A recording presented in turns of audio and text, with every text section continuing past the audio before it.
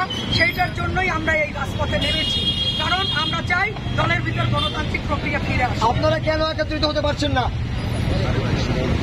এখানে সাংগঠনিক কিছু দুর্বলতা আছে, যার পরিপ্রেক্ষিতে আজকের এই নিজেদের মধ্যে কিছুটা অনক্য দেখা দিয়েছে, কোন্দল দেখা দিয়েছে। এবং আগামী দিনে আমরা মনে করি আমাদের যে সম্মেলন হবে, সম্মেলন প্রস্তুত কমিটির আহ্বায়ক হাসান মামুন, সে হাসান মামুনের নেতৃত্বে আমাদের আগামী দিনে একটি আমরা ভোটের মাধ্যমে নির্বাচিত, আমরা সমস্ত ওয়ার্ড নির্বাচনের মাধ্যমে আমাদের দলগুলো গঠিত হবে এবং সেই গঠনের মাধ্যমেই আমাদের মহানগর বিএনপি নেতৃত্ব ফিরে আসবে।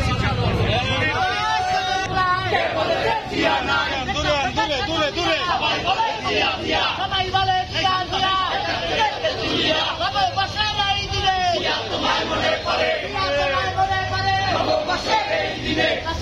পক্ষ থেকে শুভেচ্ছা, শুভেচ্ছা পক্ষ থেকে শুভেচ্ছা, শুভেচ্ছা পক্ষ থেকে হালদা জিয়ার পক্ষ থেকে শুভেচ্ছা, লাল গোলাপ শুভেচ্ছা পক্ষ থেকে